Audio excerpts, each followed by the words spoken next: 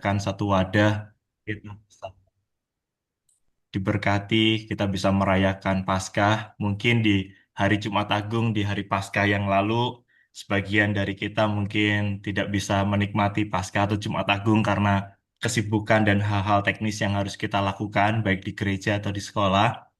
Tapi biarlah momen sore hari ini dapat kita nikmati bersama-sama dan kita dapat duduk tenang mendengarkan berita Paskah untuk bisa memberikan kekuatan kepada setiap kita untuk terus melayani di ladang Tuhan yang Tuhan percayakan kepada kita. Firman Tuhan di dalam kitab Mazmur yang 118 ayat 22 sampai 24 berkata, batu yang dibuang oleh tukang-tukang bangunan telah menjadi batu penjuru. Hal itu terjadi oleh karena Tuhan, suatu keajaiban di mata kita. Inilah hari yang dijadikan Tuhan. Marilah kita bersorak-sorai dan bersukacita di dalamnya. Biarlah kita pada sore hari ini di tempat kita masing-masing, kita boleh mengagungkan, memuji nama Tuhan kita Yesus Kristus yang telah mati dan bangkit menyelamatkan setiap kita. Mari kita menaikkan satu pujian, haleluya to the Lamb.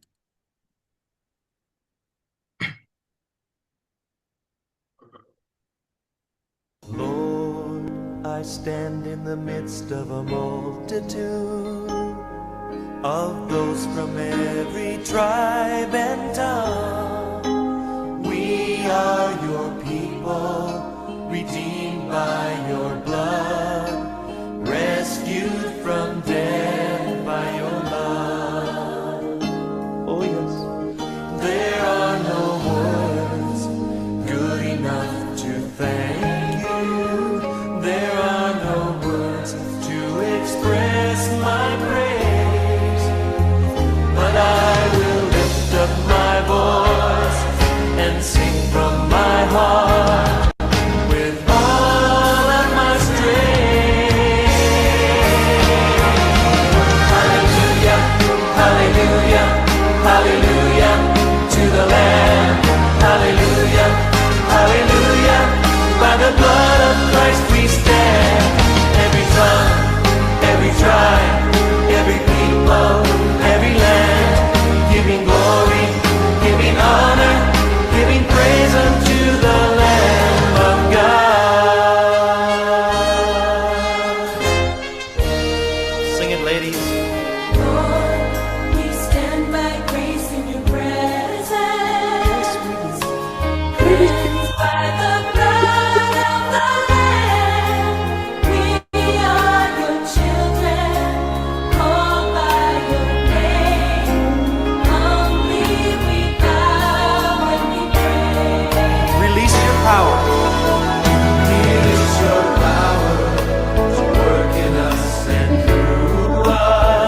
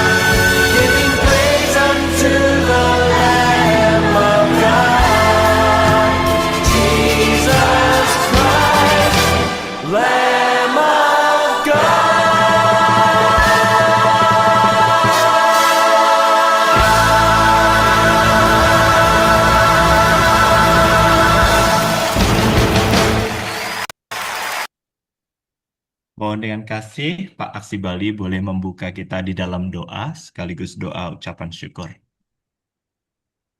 Mari kita berdoa. Bapa di surga, Allah yang kami sembah dalam nama Tuhan kami Yesus Kristus, kami sungguh mengucap syukur Tuhan untuk anugerah Tuhan dan kasih setia Tuhan kepada setiap kami. Secara khusus Tuhan, pada sore hari ini kami boleh bersama-sama keluarga besar, alumni STT Amanat Agung boleh bersama-sama merayakan Paskah walaupun secara virtual, tetapi kami percaya bahwa Tuhan mempersatukan kami dimanapun kami berada di dalam konteks pelayanan kami masing-masing. Kami percaya bahwa Tuhan yang menyatukan kami dan kami melayani Allah yang sama di dalam pelayanan yang kami lakukan. Dan karena itu Tuhan, kami berdoa, kami menyerahkan ke dalam tangan Tuhan untuk seluruh rangkaian ibadah Paskah alumni STT Amanat Agung pada sore hari ini. Kami mohon biarlah Engkau hadir di tengah-tengah kami, pimpin semua acara kami dari awal sampai akhir, berkati hamba-hambamu yang melayani, secara khusus untuk Pak Johan yang akan menyampaikan kebenaran firman Tuhan. Bila Tuhan pakai menjadi berkat bagi setiap kami, menguatkan kami di tengah-tengah pelayanan kami yang penuh dengan tantangan ini Tuhan. Dan biarlah melalui ibadah Paskah alumni ini, kami boleh bersama-sama kembali mengalami kekuatan dan penyegaran dari Tuhan. Tuhan, kami serahkan seluruh waktu ini sepenuhnya ke dalam tangan Tuhan, dan kami kembalikan segala puji, hormat, kemuliaan bagi nama-Mu. Di dalam nama Tuhan kami Yesus Kristus, kami naikkan doa dan syukur kami. Amin. Amin. Bapak Ibu, sekalipun kita tidak ada di dalam ruangan yang sama, tetap kita di tempat kita masing-masing, tapi biarlah sukacita dan spirit kita untuk memuji Tuhan itu tetap terus menyala, dan biarlah kita bersukacita sebab kita punya Tuhan yang baik, Tuhan yang hidup, Tuhan yang telah menebus dan menyelamatkan kita, yang memanggil kita dan mempercayakan satu pelayanan yang mulia. Mari kita memuji nama Tuhan kembali, kita naikkan satu pujian, Dia baik bagiku. Haleluya. Adalah baik menyanyikan kebaikan Tuhan, meninggikan Yesus Tuhan.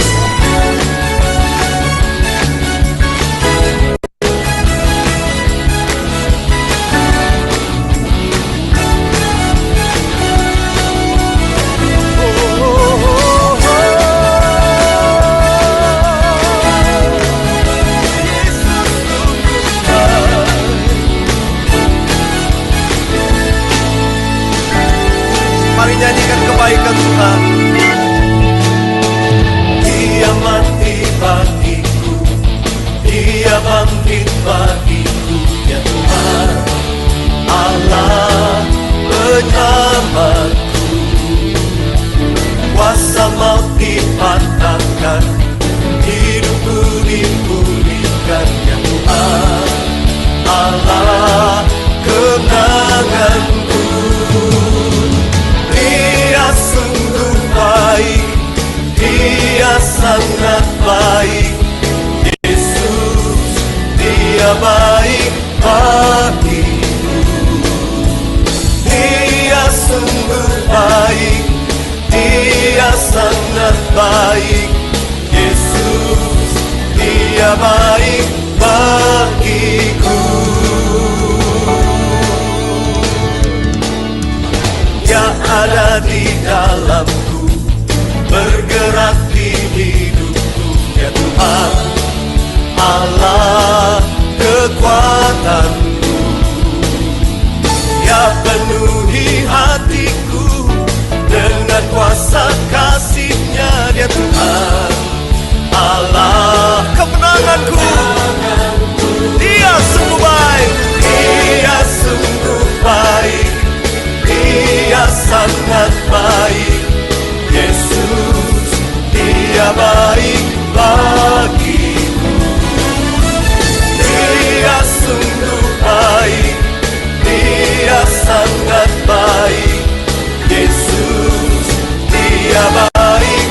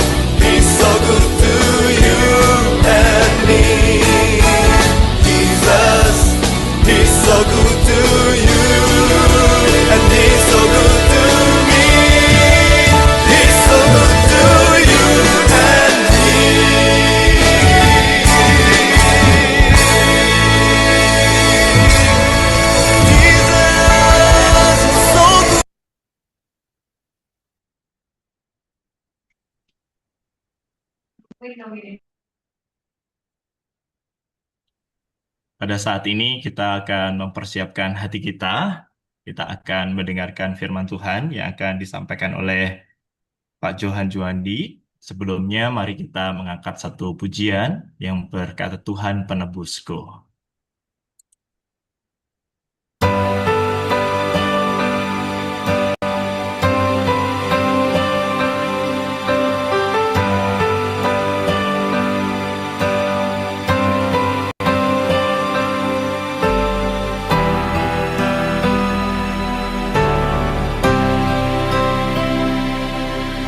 Besar mulia kasih-Mu,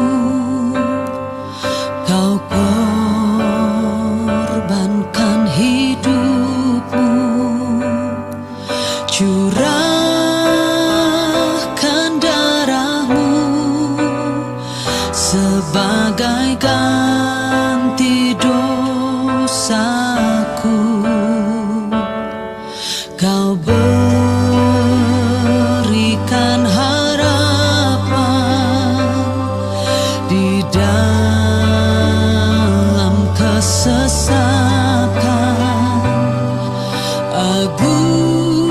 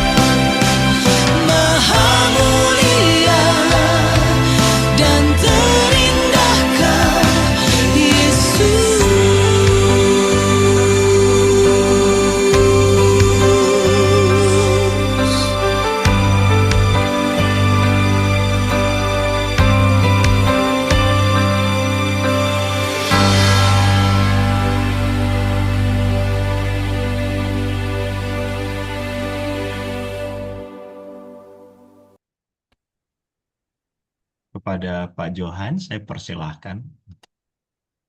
Baik, selamat sore teman-teman semua yang baik, juga Pak Si Hombing, orang tua kita bersama, dosen senior kita. Senang sekali kita bisa bersama-sama ya di dalam eh, merayakan Paskah untuk alumni SCTAA, dan bersyukur ini ada berbagai program yang join ya, alumni bukan cuma satu program tapi banyak saya lihat yang bisa bisa join. Senang sekali ya. Eh, Semoga malam ini bisa lancar khususnya dari gedung SCTAA karena tadi sudah sempat mati listrik berkali-kali ya, sempat bikin kami semua di sini gentar mengingat sore ini ada acara alumni, dan ya semoga ini udah lancar baik listrik maupun internetnya. Saya akan biarkan dulu. Baik, ketika teman-teman dosen melihat apa judul dari acara sore hari ini, mereka bilang kok judulnya kayak skripsi sih ya gitu ya. Jadi teknis, agak terdengar akademis begitu ya. Ya, tapi tentu karena ini adalah forum bukan webinar teologi atau seminar, maka saya tidak menyampaikannya sebagai sebuah paper ya, tapi tetap sebagai sebuah pemberitaan atau renungan firman Tuhan. Ya, mari sama-sama kita berdoa ya sebelum kita membaca firman Tuhan. Bapak yang baik, sungguh kesempatan yang berharga kami boleh berkumpul bersama meskipun dari berbagai daerah yang berbeda, tempat yang berbeda, zona waktu yang juga berbeda. Kami dipersatukan dalam platform Zoom ini untuk merayakan satu hal yang kami yakini bersama, yaitu kebangkitan Tuhan kami Yesus Kristus. Kami bersyukur Tuhan karena kebangkitan itulah yang menjadi dasar apa yang kami percaya, bahkan apa yang kami lakukan hari ini.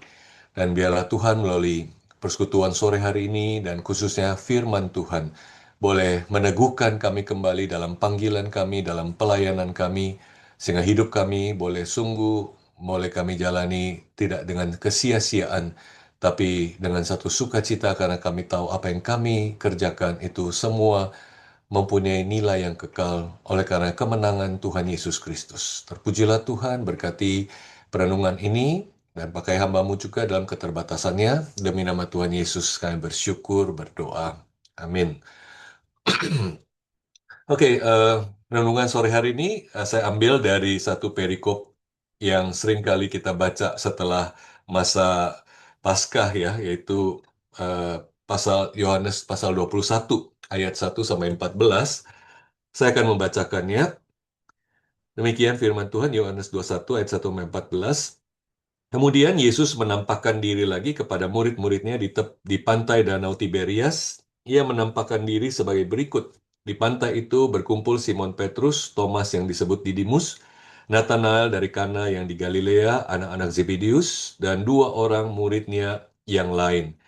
Kata Simon Petrus kepada mereka, "Aku mau pergi menangkap ikan." Kata mereka kepadanya, "Kami mau pergi juga bersamamu."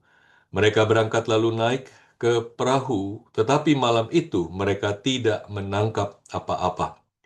Ketika hari mulai siang, Yesus berdiri di pantai, tetapi murid-murid itu tidak tahu bahwa itu adalah Yesus. Kata Yesus kepada mereka, "Hai anak-anak, apakah kamu punya ikan?" Jawab mereka, "Tidak." Kata Yesus kepada mereka, "Tebarkanlah jalamu di sebelah kanan perahu, maka kamu akan mendapatnya." Mereka pun menebarkannya, dan mereka tidak dapat menariknya lagi karena banyaknya ikan. Lalu murid yang dikasihi Yesus itu berkata kepada Petrus, "Itu Tuhan." Ketika Simon Petrus mendengar bahwa itu adalah Tuhan, ia mengikatkan jubahnya di badan, sebab ia hanya berpakaian dalam, lalu terjun ke dalam danau. Murid-murid yang lain datang dengan perahu karena mereka tidak jauh dari darat, hanya kira-kira 100 meter saja, dan mereka menarik jala yang penuh ikan itu. Ketika mereka tiba di darat, mereka melihat api arang dan di atasnya ikan dan roti. Kata Yesus kepada mereka, "Bawalah beberapa ikan yang baru kamu tangkap itu." Simon Petrus naik ke perahu lalu menarik jala itu ke darat, penuh ikan-ikan besar, 153 ekor banyaknya, dan sekalipun sebanyak itu, jala itu tidak koyak. Kata Yesus kepada mereka, "Marilah dan sarapanlah." Tidak ada di antara murid-murid itu yang berani bertanya kepadanya, "Siapakah engkau?" Sebab mereka tahu bahwa ia adalah Tuhan. Yesus maju ke depan, mengambil roti, dan memberikannya kepada mereka. Demikian juga dengan ikan itu. Itulah ketiga kalinya Yesus menampakkan diri kepada murid-muridnya sesudah ia dibangkitkan dari antara orang mati. Demikian pembacaan firman Tuhan. Nah, saudara-saudara, kalau kita berbicara atau berefleksi tentang Jumat Agung, ya, kita seringkali mendengar orang berkata demikian, ya, ini hari Jumat, tetapi hari Minggu akan datang, ya. Tentu ini adalah sebuah kiasan, ya. Ini hari Jumat, tetapi hari Minggu akan datang. Maksudnya, kisah penderitaan Kristus tidak berakhir dengan kekalahan dan kematian di hari Jumat di kayu salib itu, ya. Jumat itu bukan kata akhir, ya. Karena apa? Akan datang hari Minggu di mana Kristus menang dan dia akan bangkit dari antara orang mati. Jadi Jumat itu bukan selesai kisah Yesus, ya, bukan kata akhir. Akan ada kemenangan meskipun yang tampak pada hari Jumat adalah sebuah kekalahan, sebuah kematian yang sepertinya begitu sia-sia. Tetapi Minggu akan datang. Ya, dan memang kita bersyukur, ya, karena passion narrative atau kisah-kisah penderitaan Kristus dalam kitab-kitab Injil itu tidak berakhir di hari Jumat, ya, melainkan akan datang hari Minggu, yaitu Minggu Kebangkitan, dan bahkan kebangkitan itu kemudian menjadi dasar dari iman kita. Yang kita bersyukur karena meskipun kita harus melewati hari Jumat dalam arti penderitaan dan salib kematian, tetapi akan datang hari Minggu. Ya, it's Friday, but Sunday is coming. Ya, nah, saudara, kita tahu hari Minggu akan datang. Ya, tetapi pertanyaannya adalah kemudian bagaimana dengan hari Senin? Ya, jadi bukan cuma sampai hari Minggu. Bagaimana dengan hari Senin? Tentu ini bukan bicara hari-hari secara harfiah, ya. Kita tahu setelah Minggu akan datang Senin. Senin pasti datang. Nah, Senin itu apa? Senin itu adalah adalah hidup kita setelah kebangkitan Kristus, ya. Jadi bagaimana kalau Kristus sudah bangkit, what's next in our life gitu? Apa selanjutnya dalam hidup kita? Jadi Senin itu adalah bagaimana kita menjalankan panggilan kita dalam keseharian hidup kita. Itu sesuatu yang perlu kita pertanyakan dan renungkan. Ya, jadi seharusnya Senin-Senin kita atau bagaimana kita melakukan menjalani hidup kita itu harusnya mempunyai perbedaan besar karena hari Minggu yang telah mengawalinya. Ya, ini tentu bahasa kiasan, ya, sekali lagi seharusnya Senin-Senin kita itu mempunyai perbedaan besar karena hari Minggu yang telah mengawalinya, ya. Jadi dengan kata lain, hari ini kita perlu merenungkan bagaimana hari Minggu membuat perbedaan besar untuk hari Senin kita, ya. Atau dengan kata lain, bagaimana pelayanan kita itu berubah dan bisa berubah karena Kristus bangkit. Ya, jadi hari ini kita bukan cuma merenungkan bahwa hari Jumat akan berganti kepada hari Minggu, tapi apa yang lebih penting adalah apa yang terjadi setelah hari Minggu itu, bagaimana kita melanjutkan hidup kita, ya, bagaimana dampak hari Minggu itu ke dalam hari-hari lain kita, atau kebangkitan itu kepada khususnya panggilan kita sebagai hamba Tuhan, pelayanan kita sebagai orang-orang Tuhan utus. Nah, salah satu cara yang paling tepat untuk menjawab pertanyaan ini, itu adalah dengan melihat realitanya apa yang terjadi pada murid-murid Kristus. Ada banyak hal yang bisa diceritakan dalam diri murid-murid Yesus setelah hari Minggu kebangkitan itu, ya.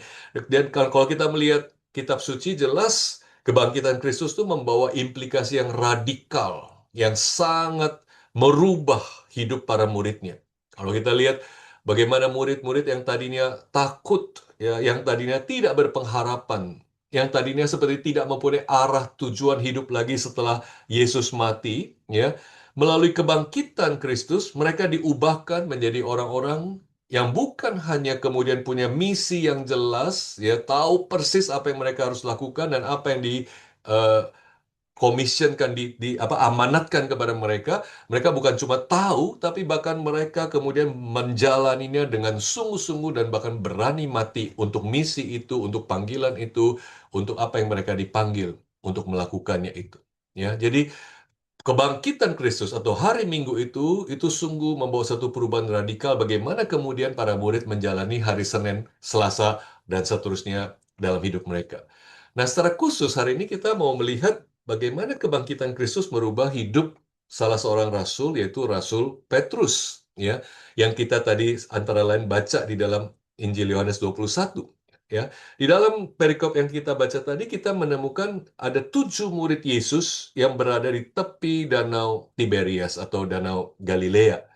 Dan kita melihat dalam kumpulan 7 murid itu, kemudian masih seperti biasa ya, Simon Petrus, yang sepertinya adalah pemimpin di antara mereka, dia bilang, aku mau pergi menangkap ikan.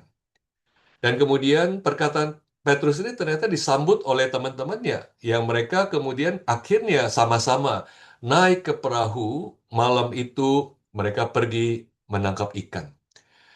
Nah, saudara-saudara, banyak penafsir yang mengatakan bahwa Petrus dan rekan-rekannya ini kembali kepada profesi mereka yang lama, yaitu nelayan, ya, yang tadinya sudah mereka tinggalkan. Ya, ibarat orang sudah terpanggil dari hamba Tuhan, kemudian mereka nggak jadi hamba Tuhan lagi, mereka kembali kepada profesi yang sebelumnya. Ya, banyak penafsir yang melihat apa yang terjadi di sini seperti itu. Dengan kata lain, sepertinya mereka meninggalkan panggilan kerasulan mereka dan kembali kepada pekerjaan mereka semula. Akan tetapi, kita lihat sama sekali tidak ada alasan untuk menyimpulkan kondisi para murid seperti itu. Ya, teks ini sama sekali tidak memberi alasan atau pembenaran bahwa murid-murid Yesus setelah kebangkitan Yesus meninggalkan panggilan kerasulan mereka, kembali kepada profesi yang semula, dan melupakan apa yang telah mereka jalani kira-kira 3,5 tahun bersama Yesus. Tidak ada indikasi ke arah sana sama sekali. Ya. Jadi di sini kita melihat narasi dari Yohanes 21 ini, apa yang penting. Ya. Kita lihat narasi Yohanes 21 ini bukan ingin menjelaskan mengapa para murid kembali menangkap ikan. Bukan itu. Melainkan apa? Bagaimana kisah penangkapan ikan ini kemudian dipakai oleh Kristus yang bangkit ya untuk apa? Merekonfirmasi pengutusan mereka.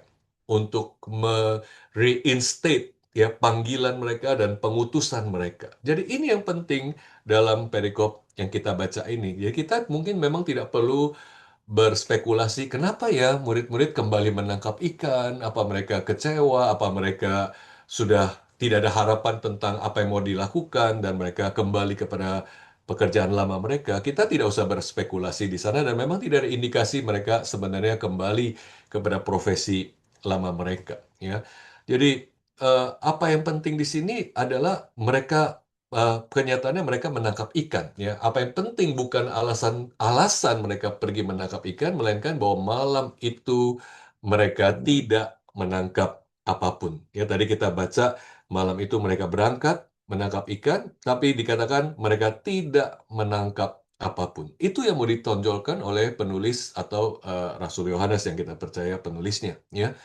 Jadi malam hari itu memang adalah waktu yang sangat baik untuk menjala ikan, semua nelayan yang ahli tahu, ya. Tapi bahkan setelah mereka pergi waktu malam dan bahkan mereka juga dulu adalah para nelayan yang hebat, mereka tidak mendapat apa-apa. Dan ini bukan soal mereka kurang beruntung, ya, tapi sepertinya narasi ini mau memberitahukan mereka ada sesuatu atau bahkan ada seseorang yang kurang, ya, ketika mereka pergi. Itulah sebabnya mereka tidak dapat apa-apa hasilnya, ya. Jadi sepertinya ada satu kegagalan ketika mereka pergi menangkap ikan dan melalui kisah kegagalan ini, Yohanes sang penulis ini ingin menggambarkan betapa para murid itu masih mencoba meraba signifikansi kebangkitan Kristus bagi mereka dan bagaimana mereka bisa berpartisipasi di dalam kebangkitan itu. Ya, ini masih seperti dalam kegelapan mereka meraba-raba belum menemukan sesuatu. Ya, dan itu seperti disimbolkan dengan mereka menangkap ikan tapi tidak mendapatkan apa-apa karena ada sesuatu yang atau bahkan seseorang yang masih kurang yang akan muncul kemudian yang kita tahu bahwa dia adalah Yesus yang bangkit. Ya, jadi ini masih dalam taraf meraba-raba signifikansi kebangkitan dan bagaimana mereka bisa berpartisipasi di dalam kebangkitan ini. Kita jangan lupa bahwa sampai titik ini para murid sudah tahu Yesus bangkit. Mereka bahkan sudah melihat kubur kosong, ya, dan bahkan Yesus sudah pernah menjumpai mereka di ruang tertutup.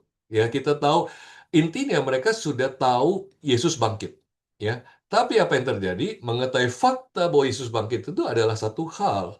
Tapi mengerti bagaimana hari Minggu itu berpengaruh pada hari Seninnya, sekali lagi ini metafora, itu adalah hal yang lain, ya.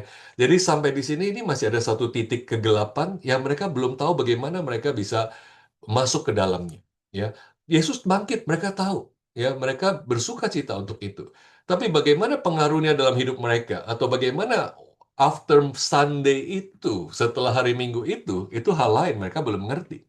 Nah, secara khusus Petrus itu punya ganjelan yang belum terselesaikan, kan? Kita bisa bisa mengira bahwa Rasul Petrus itu masih punya perasaannya menyiksanya karena dia telah menyangkal gurunya sebanyak 3 kali, dan urusan itu masih menggantung.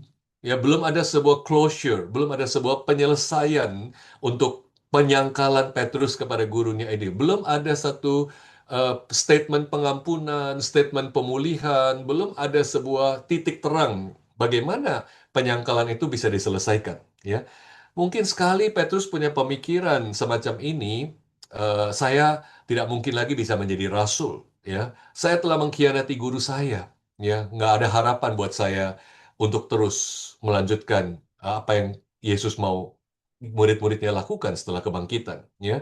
Mungkin juga sampai melihat teman-temannya Petrus kemudian berpikir, kalian mungkin masih punya masa depan bersama Yesus, ya, bersama Kristus yang bangkit itu. Karena kalian tidak menyangkal dia, tapi aku tidak. Aku menyangkal dia, dan itu dosa yang mungkin bagi Petrus tidak terampuni, ya. Sampai 3 kali, ya, dia menyangkal gurunya, ya. Dan dia dia bahkan juga berpikir terlintas bagaimana Yesus pernah bilang, kamu adalah batu karang dan di atas batu karang ini aku akan mendirikan jemaatku. Dan mungkin Petrus pikir sekarang tidak lagi, ya. Aku bahkan bisa mendirikan satu pun gereja atau jemaat, ya. Jadi sampai titik ini Petrus masih benar-benar ada dalam satu kegelapan tertentu di mana dia tidak tahu bagaimana untuk melanjutkan hari Senin setelah hari Minggu itu. Ya, bagaimana hidup berikutnya itu dia masih meraba-raba sekali.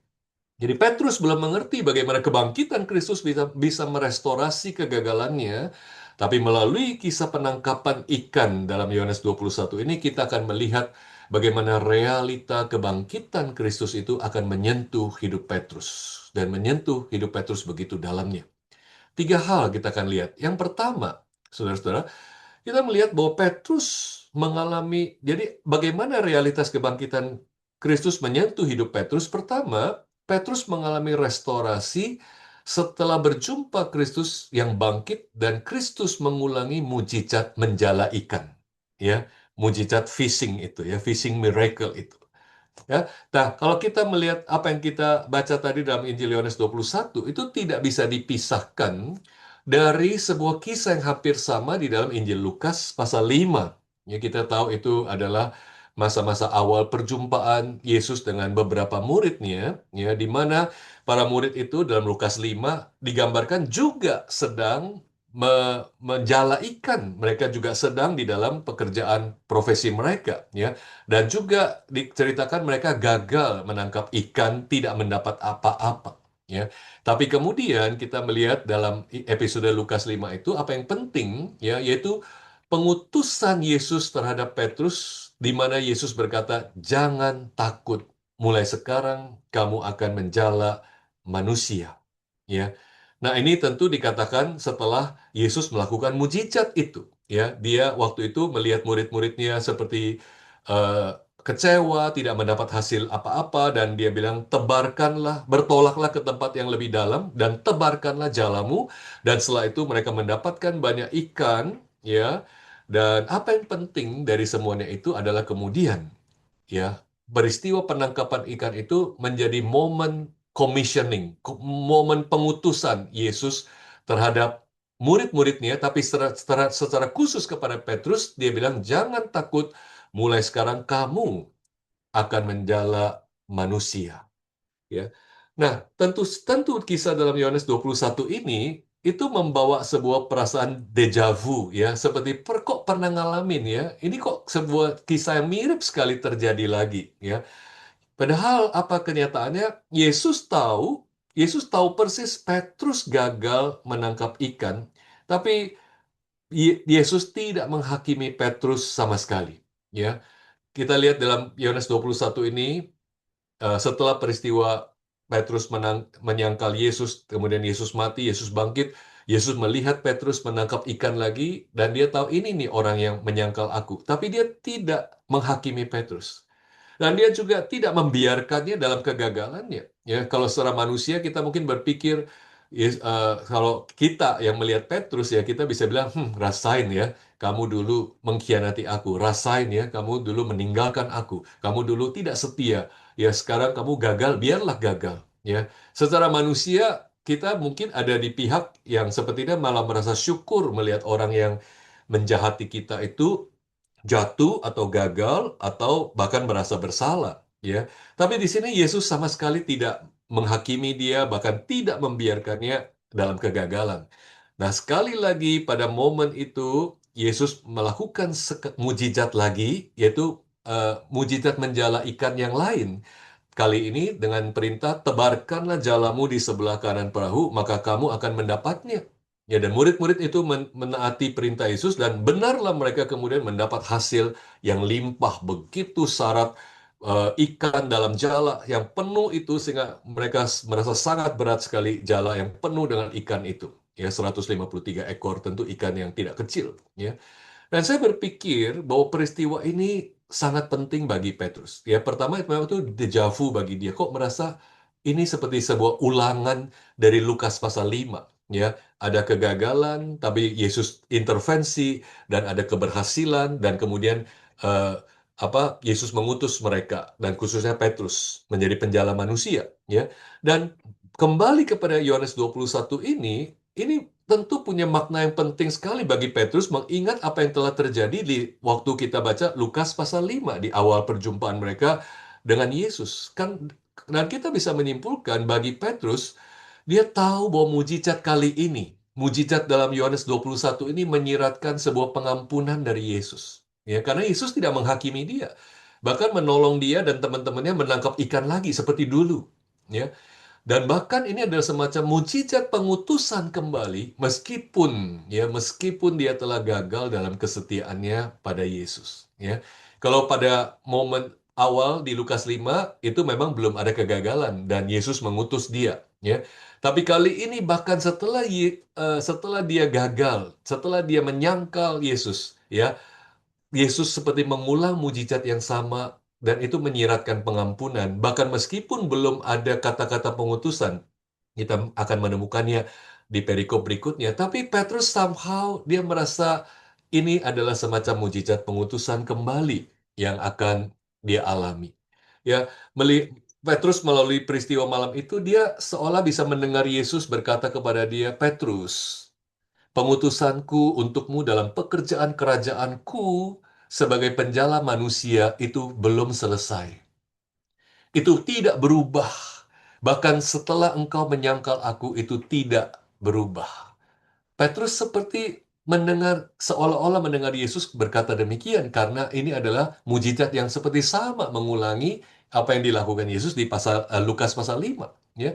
Itu sebabnya kita melihat Petrus responnya apa? Begitu bersukacita dan langsung berpakaian, lalu terjun ke air, dan memang ini yang seringkali kita lihat apa maksudnya ya, tapi ini nyata jelas adalah apa? Dia terjun ke air untuk berenang datang kepada Yesus. Ya. Kalau kita lihat di ayat 11, itu ternyata dia sudah duluan di tepi pantai. Berarti dia terjun ke air bukan untuk tenggelam di dalam air karena merasa malu, karena merasa tidak layak, karena merasa ingin menyembunyikan diri dari Yesus. Bukan. Dia menemukan fakta bahwa ternyata Yesus memerintahkan mereka menebarkan jala di sebelah kanan perahu dan itu mendapat hasil yang begitu besar. Dia bersuka cita karena dia seperti merasa Tuhan tidak membatalkan apa yang telah dia janjikan kepada dia sebelumnya. Ya, itu sebabnya dia berenang, dia datang pada Yesus, dia mendului rekan-rekannya yang masih ada di perahu itu. Ya, nah, di sini sudah kita melihat implikasi teologis yang pertama dari poin yang pertama ini, yaitu apa? Kebangkitan Kristus menjamin partisipasi kita di dalam pekerjaan kerajaannya itu tidak akan pernah gagal. Ini penting sekali, ya. Bukan karena kita kuat dan setia, melainkan karena kesetiaan Kristus yang bangkit dan menang, ya. Kegagalan kita tidak pernah bisa menggagalkan pengutusan Kristus bagi kita. Dan ini adalah sebuah kabar sukacita bagi Petrus, dan juga kabar sukacita bagi kita semua. Ya, siapa kita? Kita semua punya kegagalan sendiri. Kita semua punya poin-poin titik-titik kejatuhan dalam sejarah hidup kita, bahkan setelah kita jadi hamba Tuhan. Ya, tapi kita bersyukur karena partisipasi kita dalam pekerjaan Allah, dalam misi Allah, ya itu tidak akan pernah gagal. Dan kita bersyukur untuk itu, ya. Dan kita bersyukur karena kebangkitan Kristus itu menjamin bahwa dialah yang akan menopang kita, bukan kekuatan kita, bukan kesetiaan kita, ya, tapi dia yang bangkit itu. Itu yang pertama. Yang kedua, saudara, bagaimana realitas kebangkitan Kristus menyentuh hidup Petrus? Ya, yaitu apa? Melalui pemberian sarapan oleh Yesus kepada para muridnya, kepada Petrus. Dan itu peristiwa, kalau kita baca tadi bagaimana Yesus memberikan sarapan, itu sekali lagi tentu menimbulkan deja vu ya bagi Petrus dan para muridnya. Ya, karena apa? Kalau kita lihat nanti itu mengingatkan mereka kepada Yesus memberi makan kepada 5.000 orang hanya dengan 5 roti dan 2 ikan. Ya, kalau dalam Injil Yohanes itu dicatat dalam Yohanes pasal yang ke-6. Ya, dan di sini kita menemukan satu kenyataan lagi-lagi Yesus ingin menegaskan dirinya, dialah sang tuan rumah. Jesus is the host. Ya, dialah sang tuan rumah. Ya. Jadi kalau kita lihat tadi ayat 13 dikatakan Yesus maju ke depan, mengambil roti dan memberikannya kepada mereka, demikian juga ikan itu. Itu mengingatkan mereka kepada mujizat di Yohanes pasal 6, di mana Yesus memberikan roti dan ikan kepada 5.000 orang, hanya dengan 5 roti dan 2 ikan. Dan kalau kita menelisik apa yang ditulis dalam Yohanes pasal 6 tentang pemberian roti dan ikan kepada 5.000 orang itu adalah mujizat pengutusan juga sebenarnya. Ya, karena apa? Sebagai host, sebagai sang tuan rumah, Yesus memecah-mecahkan roti dan ikan dan kemudian dibagikan oleh para muridnya kepada orang banyak yang berkumpul pada waktu itu, dan itu adalah sebuah simbol dari pembagian kabar baik. Yesus seperti menyerahkan kepada mereka kabar baik, kepada mereka yang lapar.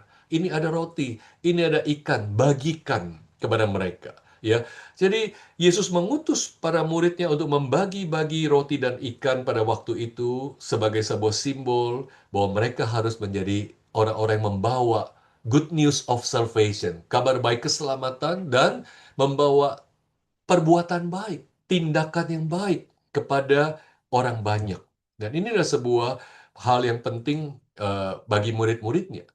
Jadi, bayangkan kemudian di pagi hari ini, ya pagi-pagi sekali di dalam Yohanes 21 ini, ketika mereka mendapat hasil ikan yang begitu banyak, ya, dan sudah mendekati tepi pantai, dan bayangkan ketika Petrus menerima roti dan ikan sarapan ini, Yesus juga memberikannya kepada dia. Dia seperti diyakinkan kembali tentang pengampunan dan tentang pengutusan kembali yang Yesus berikan kepadanya. Ya, waktu di Yohanes 6, jelas Petrus menerima roti dan ikan dari tangan Yesus. Dan sekarang dia menerima lagi roti dan ikan dari tangan yang sama. Dari orang yang sama yang dulu menyuruh murid-muridnya bagikan, bagikan. Sekarang Dia seperti menyerahkan kembali kepada Petrus, ini roti, ini ikan. Sepertinya Yesus bilang apa? Bagikan. Ya, jadi bagi Petrus khususnya, ketika Petrus mendapat ini, diyakinkan tentang pengampunan dan penerimaan kembali, pengutusan kembali yang Yesus berikan kepadanya. Ya, dan lebih daripada itu bagi Petrus khususnya, dia menyadari bahwa Kristus akan mengutus dia kembali untuk memberi makan pada domba-dombanya. Itu kalau kita khususnya baca dalam episode berikutnya, ya, feed my lambs, ya, ya, gembalakanlah domba-dombaku, itu ya. Dan tapi sebelum itu, Yesus ingin memastikan bahwa Petrus diberi makan olehnya. Dan ini adalah sebuah pelajaran yang penting. Ya, jangan kita sekali lagi kita melihat Kristus akan mengutus Petrus, ya, untuk memberi makan kepada domba-dombanya. Tapi sebelum itu, Yesus ingin memastikan bahwa Petrus lebih dulu diberi makan olehnya. Dan di sinilah kita melihat implikasi teologis yang kedua, ya, yaitu apa? Seorang pelayan Tuhan harus terus menerima makanan rohani dari Kristus yang bangkit sebelum memberi makan orang lain atau domba-domba Kristus, ya. Kristus adalah sang tuan rumah, the host, yang selalu kita harus datang untuk mendapat makanan daripadanya sebelum kita diutus keluar dari rumahnya. Inilah sebuah pelajaran penting dari kisah kebangkitan Yesus dan menampakkan diri kepada murid-murid di tepi pantai Danau Tiberias ini. Ya, dia bertindak sebagai sang tuan rumah, seperti halnya di Yohanes pasal 6. Dia yang memecah-mecahkan roti dan membagi-bagi ikan, sebagaimana di Yohanes 6. Waktu itu dia mengutus, waktu ini dia juga akan mengutus Petrus, khususnya kalau kita lihat dalam percakapan di episode sesudah ini. Kita melihat, tapi sebelum itu, Yesus mau mereka makan dari tangannya dulu. Sebelum mereka diutus, mereka harus makan dari tangan Kristus. Ya, jadi kuasa kebangkitan Kristus itu adalah sumber kehidupan yang senantiasa kita perlukan untuk mengisi hidup kita sebagai pelayan-pelayannya sebelum kita kemudian memberi makan kepada orang yang kita layani. Dan saudara, peristiwa ini kelihatannya sepele, Yesus menyediakan sarapan, tapi sebenarnya begitu indah. Ya, bayangkan, saudara, Kristus yang bangkit, ya, dan kemudian dia datang pada murid-muridnya di tepi danau itu. Sebenarnya dia bisa aja berkhotbah lagi kan, seperti khotbah-khotbah yang dulu dia banyak lakukan di tepi pantai atau di gunung, di bukit, ya. Sebenarnya Yesus bisa saja pada momen itu bilang, kumpul-kumpul sini, aku akan memberikan khotbah yang pertama setelah kebangkitan. Bisa aja kalau Yesus mau bicara banyak. Ya, Yesus bisa bicara banyak tentang jiwa-jiwa terhilang yang perlu dituai. Yesus bisa bicara tentang pekabaran Injil yang perlu dilakukan. Yesus bisa bicara tentang tantangan, penderitaan yang akan dihadapi oleh para rasulnya. Yesus bisa bicara tentang gereja yang akan didirikan setelah ini. Yesus bisa bicara tentang domba-domba yang perlu digembalakan. Yesus bisa bicara banyak hal kepada para muridnya, tapi tidak satu pun itu dibicarakan oleh Yesus. Ya, sebaliknya apa? Yesus cuma bilang sederhana apa? Come and have breakfast. Ya, marilah sarapanlah. Cuma itu, sederhana sekali. Itu kalimat yang pertama setelah mereka kembali dari pantai, itu yang Yesus berikan. Ya, bukannya ceramah teologi, bukannya khotbah di pantai, ya, bukannya memberikan visi setelah ini apa yang harus dilakukan, ya. Itu nanti, ya. Tapi sebelum itu semua, come and have breakfast. Ya. Seperti Yesus mau berkata, biarkan aku memberi kalian makan dulu sebelum kalian diutus melakukan banyak perkara. Dan ini adalah sebuah prinsip rohani yang penting yang saya kira Yesus dengan sengaja melakukannya. Ya, sebelum dia mengutus para muridnya melakukan banyak hal, dia mengingatkan mereka bahwa dialah the host, dialah sang tuan rumah, sang penyedia segala kebutuhan mereka, segala apa yang mereka perlukan itu semuanya dari dia. Ya, sehingga ini mengingatkan kita. Sekali lagi ini bahasa kiasan, bahasa metafora, seluruh performa kita di hari Senin atau bahkan Selasa dan seterusnya, itu harus selalu mengalir dari persekutuan kita dengan Kristus di hari Minggu, ya, yaitu dia itu kebangkitannya, ya. Seluruh seluruh pelayanan kita, seluruh dedikasi kita, seluruh perjumpaan kita dengan jemaat, dengan orang-orang yang kita layani, ya, itu harus selalu mengalir dari persekutuan kita dengan Kristus yang bangkit. Barulah kita punya kekuatan, kuasa, dan anugerah untuk bisa melakukannya. Nggak heran Rasul Paulus yang begitu luar biasa berjeri lelah untuk pekerjaan Injil, ya, dalam Filipi 3 ayat 10 dia bilang, ya, aku kehendaki salah satunya apa? Mengalami kuasa kebangkitan Kristus. Ya, itulah yang menjadi bahan bakar untuk Paulus bisa begitu bertahan dalam pelayanan yang begitu sulit, yang begitu membuat dia menderita, dan bahkan seperti dia bilang apa, kami habis akal, yang udah nggak tahu mau bagaimana lagi, tapi itu Paulus bisa lewati karena apa? Dia menghendaki untuk mengetahui, mengerti kuasa kebangkitan Kristus. Ya, jadi performa kita di hari Senin harus selalu mengalir dari persekutuan kita dengan Kristus di hari Minggu. Sebelum kita memberi makan orang banyak, kita mendapat makanan kita dari Sang kebangkitan itu, Sang Kristus yang bangkit itu. Saya teringat perkataan Richard Baxter ini, ya, seorang teolog Puritan ini, dalam bukunya yang sangat saya seringkali promosikan, The Reformed Pastor, ya. Dalam salah satu bagian buku ini, Richard Baxter dia bilang begini, perhatikanlah apa, pastikanlah ya bahwa pekerjaan anugerah keselamatan itu benar-benar dipatri atau dipahat di dalam jiwamu sendiri, ya. Jangan sampai itu menjadi sesuatu yang kita bawa kepada orang, tapi ternyata tidak terpahat dalam diri kita, ya. Dan kemudian dikatakan take heed to yourself, ya. Berjaga-jagalah pada dirimu sendiri, jangan sampai kamu kehilangan anugerah yang menyelamatkan itu yang dari Allah yang kamu tawarkan kepada orang lain, ya. Take heed to yourself. Perhatikanlah pada dirimu sendiri. Jangan sampai kamu kelaparan sementara kamu mempersiapkan makanan untuk mereka, untuk jemaat kita, untuk orang-orang kita layani. Ya, memang kita memberi makan, kita mempersiapkan khotbah, kita memberi konseling, kita membimbing mereka, kita menuntun mereka, kita menasihati mereka. Tapi jangan-jangan akhirnya kita yang kelaparan, kita yang kosong, kita yang gersang. Karena kita nggak pernah yang ini eh, mempatri, menanamkan saving grace itu dalam diri kita sendiri. Ya, jadi nasihat dari Richard Baxter ini sangat penting, ya. Take heed to yourselves, lest you be void of that saving grace of God which you offer to others. Masa kita menawarkan kepada orang lain tapi kita sendiri nggak punya itu, ya? Kita memberi makan kepada orang lain tapi makanan yang baik kita nggak punya karena kita nggak pernah mempunyai persekutuan dengan Kristus yang bangkit itu. Dan inilah sesuatu hal yang penting yang Yesus ingin berikan melalui perjumpaan dengan murid-murid dan khususnya Petrus di pantai itu.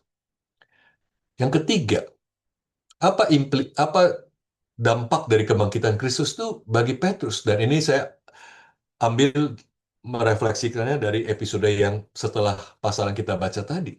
Ya, kita lihat perjumpaan Petrus dengan Kristus yang bangkit itu memberi dia sebuah orientasi yang baru, yaitu domba-domba Kristus, bukan dirinya lagi. Ya. Dalam perikop berikutnya kita familiar sekali bukan dengan percakapan yang sangat intim antara Petrus dengan Yesus, bukan? Sebuah percakapan yang merestorasi Petrus, yang merupakan sebuah closure, sebuah penyelesaian dari penyangkalan Petrus yang dia tunggu-tunggu kapan ini bisa beres, ya. Disitulah Yesus bertanya 3 kali, bukan? Apakah engkau mengasihi aku? Ya, kepada Petrus. Dan kemudian diikuti dengan pengutusan, gembalakanlah domba-dombaku, peliharalah domba-dombaku, feed my lambs. Ya, peliharakanlah, berikanlah makan kepada domba-dombaku. Jadi jelas Yesus mengutus Petrus kembali. Dan pengutusan ini membuka sebuah orientasi baru bagi Petrus, yaitu bukan lagi dia berfokus kepada dirinya, melainkan apa? Kepada domba Kristus.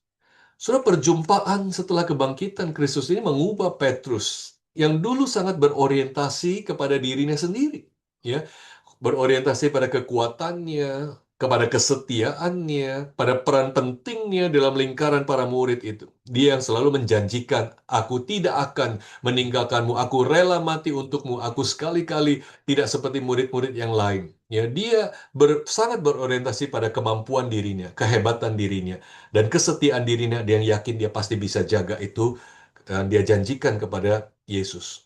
Dan mungkin Petrus berpikir bahwa itulah apa artinya mengasihi Yesus, yaitu kamu harus kuat, kamu harus setia, kamu harus mempunyai peran yang penting dalam lingkaran murid. Itu artinya mengasihi Yesus. Tapi sekarang dia mengerti bahwa arti mengasihi Yesus itu bukan lagi berorientasi pada diri dia, tapi pada domba-domba milik Kristus.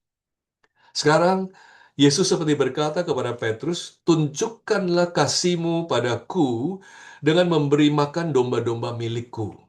Berhentilah terobsesi pada dirimu dan kegagalanmu, dan mulailah memberi makan orang lain. Ya, waktu dia jaya, dia berobsesi pada diri sendiri. Waktu dia jatuh, mungkin dia begitu terobsesi pada kegagalannya. Karena dia malu.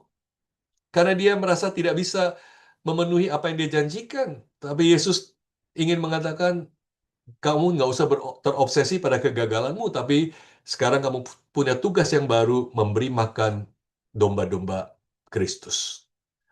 Nah, saudara, kalau kita lihat hidup Petrus, karakter Petrus, kita bisa menangkap Petrus itu adalah seorang yang ekstrovert, yang sanguin, tapi juga mungkin kelihatan sekali ada kesombongannya, bukan? Dan dia selalu tampil lebih kuat, lebih hebat, dan lebih mampu dibandingkan dengan murid-murid yang lain. Ya, Petrus yang dulu itu adalah Petrus yang sombong. Petrus yang selalu ingin membuktikan dirinya. Ya, dan dalam orang-orang seperti itu, ya, yang kita bisa bercermin pada diri kita sendiri sekarang, itu selalu kalau kita punya kesombongan yang demikian, selalu ingin membuktikan diri kita, itu selalu ada apa? Ada ketakutan untuk gagal. Kita ada kebutuhan, keinginan untuk menyenangkan orang lain dan untuk membuat orang terkesan. Kita selalu berorientasi pada diri sendiri, berorientasi pada apa yang orang lain pikirkan tentang saya. Itulah Petrus dulu. Selalu tentang dia, ya. Bagaimana dia bisa tampil hebat, bagaimana dia membuat orang terkesan, itu yang penting buat dia.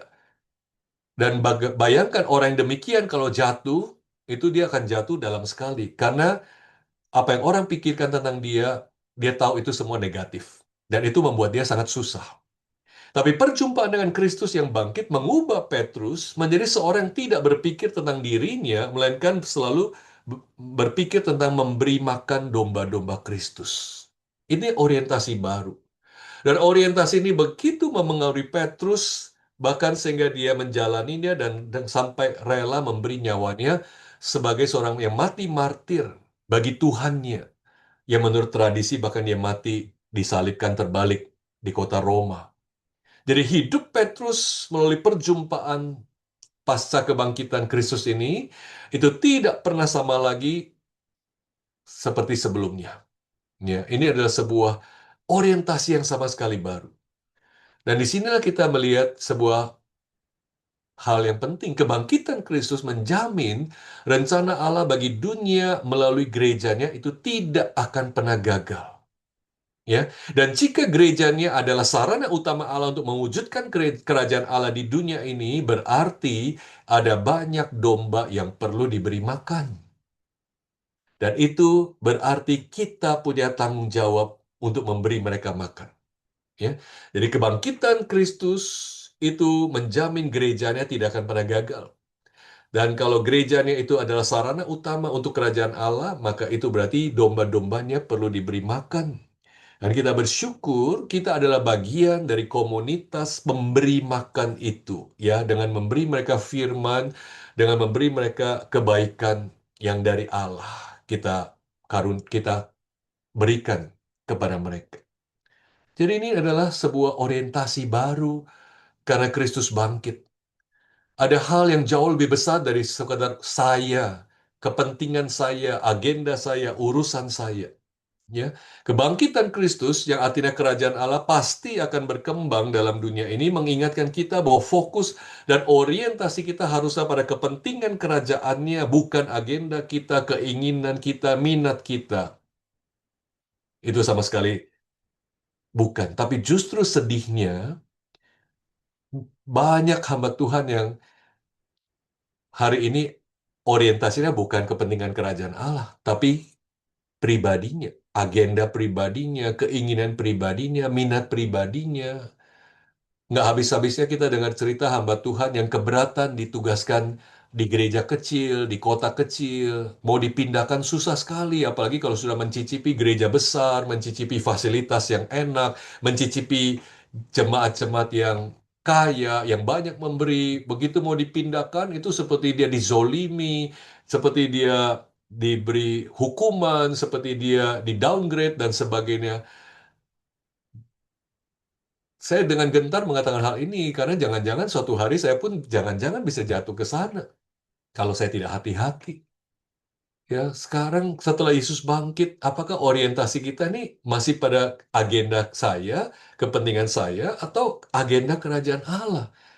Petrus beralih orientasi sekarang itu sungguh-sungguh kepada komunitas kerajaan Allah, yaitu domba-domba Kristus. Dan ini sesuatu yang mungkin ironis kedengarannya, tapi ini kebenaran yang penting, yaitu apa? Kebebasan terbesar kita. Itu adalah ketika justru kita menyerahkan diri untuk terikat pada agenda kerajaan itu. Ya, sekali lagi ya, kebebasan terbesar kita, ya, freedom, itu justru adalah ketika diikat kepada agenda kerajaan itu. Ya, seperti sesuatu yang paradoks kan, ada bebas, ada terikat. Ya, dan inilah yang Petrus alami. Justru ini yang kalau kita lihat dalam episode berikutnya kan di ayat 18 Yesus bilang apa? Aku berkata kepadamu Petrus, ketika engkau masih muda, engkau mengikat pinggangmu sendiri dan berjalan ke tempat yang kau kehendaki. Tapi kalau engkau sudah tua, engkau akan mengulurkan tanganmu dan memberi orang lain akan mengikat engkau dan membawa engkau ke tempat yang tidak kau kehendaki. Ya. Apakah Petrus rela untuk dia melepaskan agendanya, apa yang dia kehendaki, apa yang dia minat, dan kemudian dia diikat ya untuk sesuatu yang dia tidak kehendaki. Tapi kalau Petrus bersedia, itulah kebebasan yang sejati. Dan ini adalah sebuah panggilan untuk kita semua untuk mereorientasi hidup kita sebagai hamba Tuhan di hadapan fakta Kristus yang bangkit dan agenda kerajaannya yang terus berlangsung. Tuhan nggak butuh kita. Tapi kalau kita mau terlibat dalam pekerjaannya, kita nggak bisa terus untuk mau mewujudkan agenda saya, keinginan saya, minat saya. Ya, saya mengutip seorang yang namanya Maxi Dunham. Dia seorang pastor, tapi juga seorang mantan presiden dari Asbury Theological Seminary, ya, seminarinya Pak Charlson. Gitu.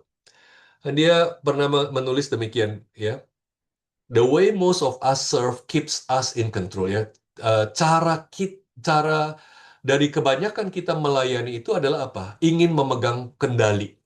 Ya, kita memilih kepada siapa kita mau melayani, kapan, di mana, dan bagaimana kita melayani. Ya, kita ingin in charge, ya, memegang kendali. Tapi Yesus memanggil kita untuk sesuatu yang berbeda. Dia memanggil kita untuk menjadi servants, hamba. Ya, dan ketika kita membuat keputusan ini, pilihan ini, ya, maka kita menyerahkan hak untuk memegang kendali. Ya, we give up the right to be in charge. Ya, dan ini yang saya senang. The amazing thing is that when we make this choice, we experience great freedom. Ya, we become available and vulnerable, and we lose our fear and being stepped on or manipulated or taken advantage of. Ya, ketika inilah hal yang paling indah ketika kita menyerahkan kendali, keinginan untuk memegang kendali, ya. Kita mengalami sebuah kebebasan yang begitu besar, ya. Karena apa? Kita jadi available dan kita bahkan menjadi vulnerable, rapuh, ya.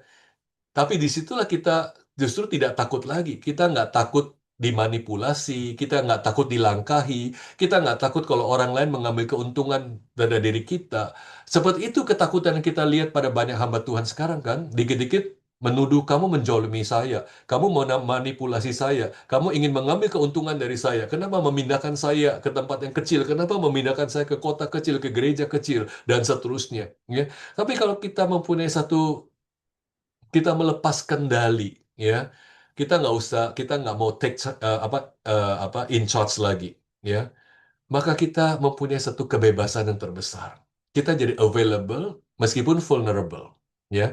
Bukankah banyak hal yang ditakuti itu ketika kita ingin memegang kendali, kita mau segala sesuatu terjadi untuk kebaikan kita, ya.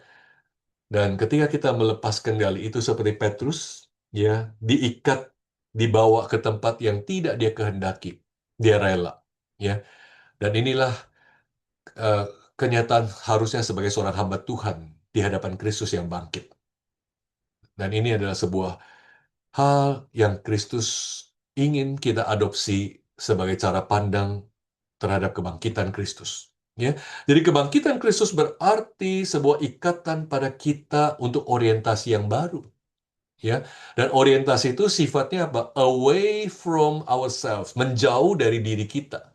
Ya, bukan lagi soal ego saya, kekuatan saya, kehebatan saya, kemampuan saya, kemauan saya. Ya, tapi kita away from ourselves, menjauh dari saya dan berorientasi sekarang kepada domba-domba Kristus. Inilah implikasi yang ketiga. Maka saya simpulkan apa yang kita bicarakan sore hari ini, implikasi teologis pertama dari kebangkitan Kristus untuk pelayanan kita, yaitu apa? Kebangkitan Kristus menjamin partisipasi kita dalam pekerjaan kerajaannya tidak akan pernah gagal. Dan kita bersyukur kita diutus untuk itu, meskipun kita penuh dengan kelemahan. Yang kedua, seorang pelayan Tuhan harus terus menerima makanan rohani dari Kristus yang bangkit sebelum memberi makan pada orang lain atau domba-domba Kristus.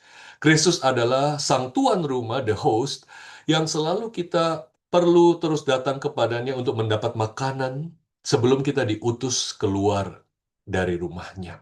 Ya, pastikan kita selalu diberi makan oleh Kristus sebelum kita memberi makan domba-dombanya.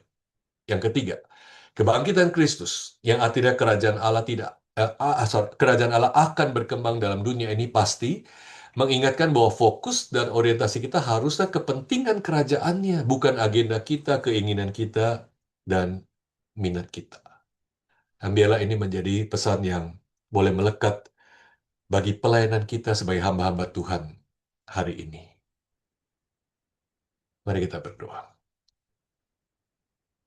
Bapa, terima kasih firman-Mu memberikan kepada kami sebuah gambaran respons kepada kebangkitan Kristus yang Engkau nyatakan kepada hamba-Mu Petrus.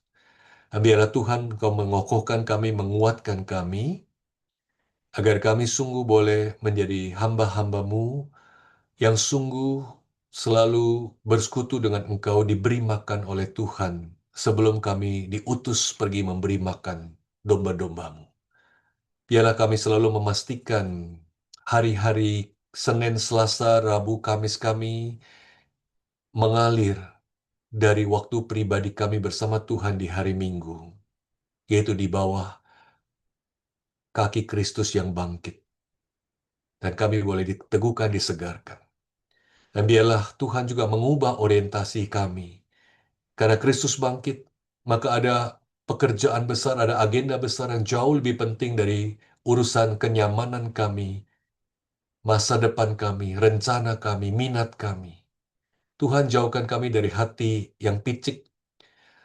Kami mungkin mau jadi hamba Tuhan, tapi mau melakukannya demi agenda kami. Tuhan jagalah hati kami dari hati yang tidak berkenan kepadamu.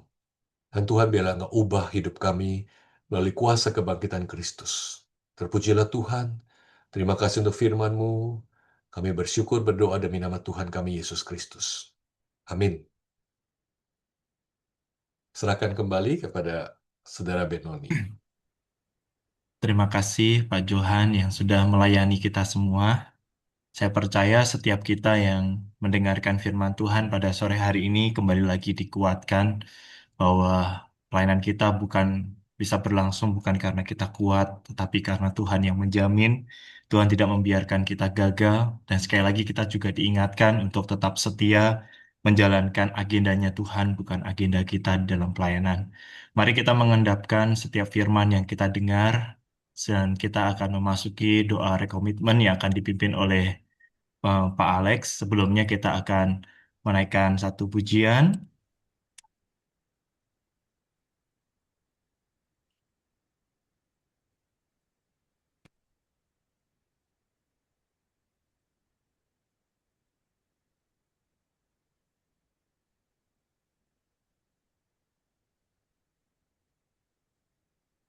Sujud dan terima kasih.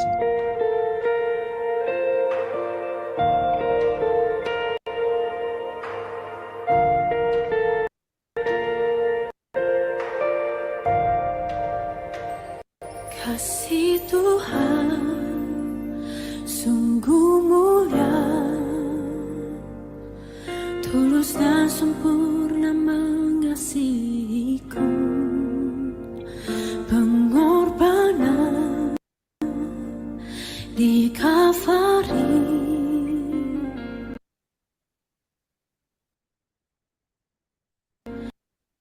sungguh berharga, kau tebus dosaku. Terpuji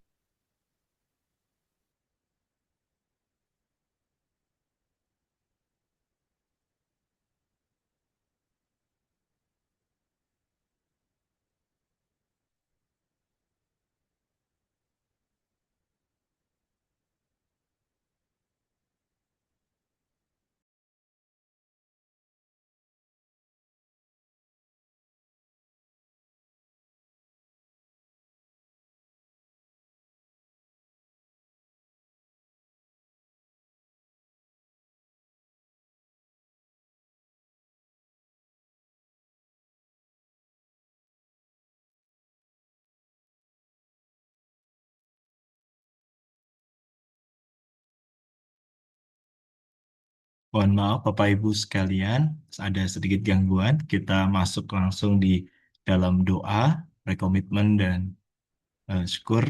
Saya mohon dengan kasih, Bang Ek boleh pimpin kita di dalam doa. Terima kasih.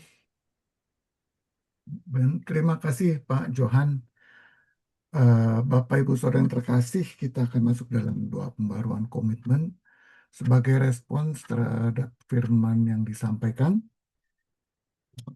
Yang seperti biasa saya mengalami kekacauan. Kelihatan? Ben, tolong bantu. Kelihatan ya? Baik. Kelihatan. Ya, Bapak Ibu Saudara yang terkasih, saya ingin mengajak kita untuk sebagai respons terhadap firman Tuhan untuk mengambil dan memperbarui komitmen-komitmen kita sebagai respon firman Tuhan. Ada 4 bagian yang saya akan ajak untuk kita berdoa. Yang pertama adalah untuk mensyukuri kebangkitan Kristus dan satu kepastian pengampunan dan keselamatan. Seberapapun kita mungkin rasakan berat dosa dan kegagalan kita, dari berita firman kita diingatkan bahwa Tuhan memberikan kepastian pengampunan dan keselamatan. Yang kedua, kita akan memperbarui komitmen kita untuk kita mau terus menjalin hubungan dengan Tuhan. Sebelum kita membagikan pada orang, jangan kita merasa puas dengan apa yang kita sudah pelajari, apa yang kita sudah tahu. Tapi kita perlu untuk terus menjalin hubungan dengan Tuhan melalui firman, doa, dan persekutuan, dan bertumbuh dalam kebenaran. Komitmen yang ketiga, sesudah kita dikenyangkan, kita perlu juga memiliki komitmen untuk bersedia diutus kemanapun. Tidak hanya di tempat-tempat yang menyenangkan buat kita, yang mudah, tapi untuk menjangkau orang-orang yang membutuhkan kabar keselamatan. dan juga untuk membimbing orang-orang untuk bertumbuh. Dan komitmen yang keempat adalah kita mau bersandar pada Tuhan dalam segala pekerjaan yang Tuhan percayakan dan mengembalikan semua kemuliaan baginya saja. Bapak, Ibu, Saudara yang terkasih, saya mengajak kita berdoa. Mari kita datang kepada Tuhan, kita bersyukur untuk berita yang disampaikan, dan marilah kita perbarui komitmen-komitmen yang kita pernah miliki, yang Tuhan berikan kepercayaan pada kita. Mari kita berdoa. Bapa dalam sorga, kami sungguh bersyukur untuk perayaan Paskah hari ini. Untuk Pak Johan yang menyampaikan firman-Mu dan mengingatkan kami akan hal-hal penting dan utama dalam kabar Paskah ini. Bapak, kami bersyukur, sungguh kami memiliki Tuhan Yesus Putra-Mu yang tunggal, yang mati untuk menebus dosa kami dan yang Kau bangkitkan, dan yang mempunyai satu kepastian keselamatan dan pengampunan melalui kebangkitan ini. Kami bersyukur ya Tuhan, karena sesungguhnya ini memberikan satu kepastian pada kami. Kami orang-orang yang gagal, banyak kali kami jatuh dalam dosa. Dalam pelayanan-pelayanan kami banyak kali gagal dan tidak setia. Tapi dari Paskah ini, dari kabar ini kami punya satu kepastian. Kami mempunyai pengampunan dan keselamatan. Ya Tuhan, kami bersyukur dan tolong kami untuk terus mengingat hal ini. Untuk komit untuk memegang kabar sukacita ini. Dan mau untuk terus bangkit. Dan bangkit lagi. Tidak pernah lalai alpa untuk terus memperbaiki diri kami. Untuk terus bersandar pada kepastian keselamatan ini. Ya Tuhan, tolong kami.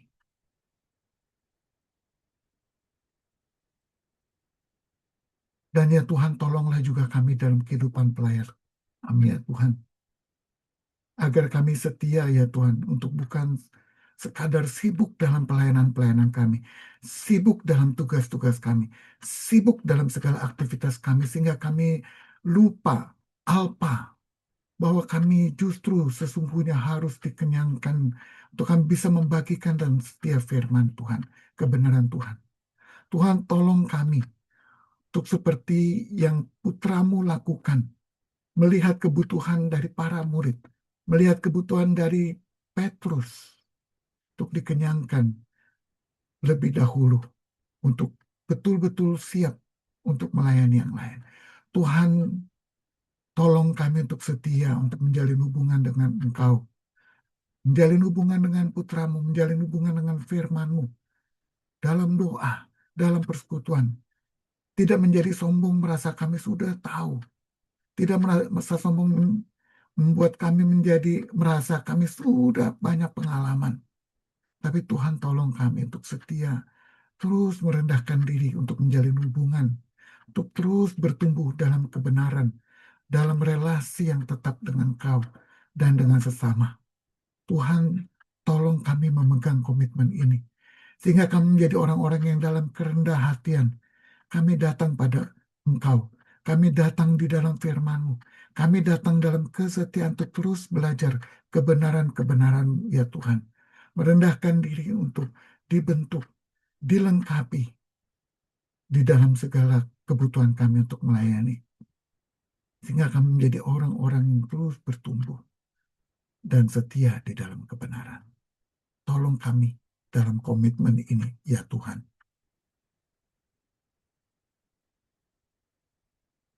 Dan untuk itu ya Tuhan, tolong kami juga untuk komit, bersedia diutus kemanapun ya Tuhan. Bukan mencari tempat-tempat yang menyenangkan bagi kami. Bukan mencari tempat-tempat yang hanya mudah bagi kami. Tapi Tuhan, kami bersedia untuk diutus kemanapun, untuk menjaga orang-orang yang membutuhkan kabar sukacita, kabar keselamatan, kabar Paskah dari Putra-Mu. Untuk menjangkau mereka yang ada di tempat-tempat yang kurang pekerja, tempat-tempat yang tidak mudah dijangkau. Ya Tuhan, bukan karena kami mencari kesulitan, tapi kami komit untuk sedia diutus kemanapun, ya Tuhan. Diutus untuk membawa kabar keselamatan ini. Karena kami tahu ini adalah kabar yang dibutuhkan oleh orang-orang. Ya Tuhan, tolong kami juga untuk komit membimbing orang-orang untuk bertumbuh dalam iman bagi kemuliaan-Mu dimanapun Kau mengutus dan menempatkan kami. Ya Tuhan, tolong kami, ya Tuhan, sehingga kami menjadi orang-orang yang diselamatkan, yang dikenyangkan oleh kebenaran-Mu, dan yang merindukan menjangkau orang-orang yang belum diselamatkan, yang belum bertumbuh dengan penuh untuk bertumbuh juga, untuk diselamatkan juga. Ya Tuhan, tolong kami dalam komitmen ini. Ada banyak orang di bermacam tempat, baik di sekitar kami, baik di tempat-tempat yang jauh, di pelosok-pelosok, yang membutuhkan kabar ini dan kurang bekerja, yang membutuhkan untuk bimbingan-Mu dan kurang bekerja. Tuhan, tolong kami. Tolong kami agar kemanapun Engkau mengutus kami. Beri kami kepekaan, beri kami kesediaan, berikan kami kerinduan, ya Tuhan, untuk pergi, untuk siap diutus dan menjangkau mereka. Untuk keselamatan, membagikan kabar keselamatan, dan membimbing mereka. Tuhan, tolong kami di dalam komitmen ini.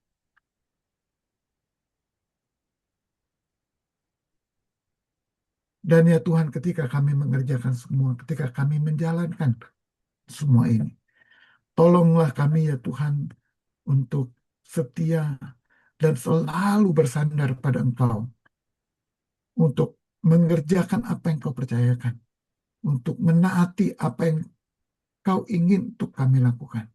Tuhan, tolong kami untuk bersandar pada Engkau saja. Karena memang hanya di dalam kuasa dan kekuatan-Mu dan anugerah-Mu kami bisa mengerjakan sampai pada akhirnya. Ya Tuhan, tolonglah kami untuk bersandar sepenuhnya pada Engkau.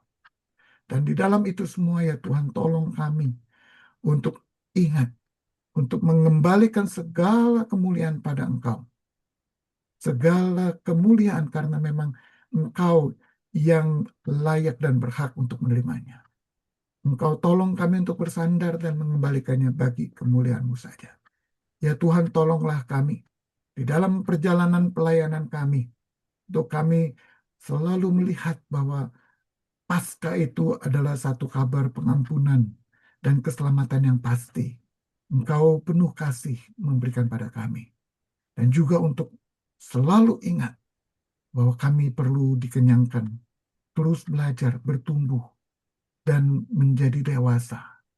Datuk merindukan jiwa-jiwa yang terhilang, menjangkau orang-orang yang membutuhkan kabar keselamatan dan pembinaan. Dan mengembalikan semua ini hanya bagi kemuliaan-Mu yang telah menyelamatkan kami.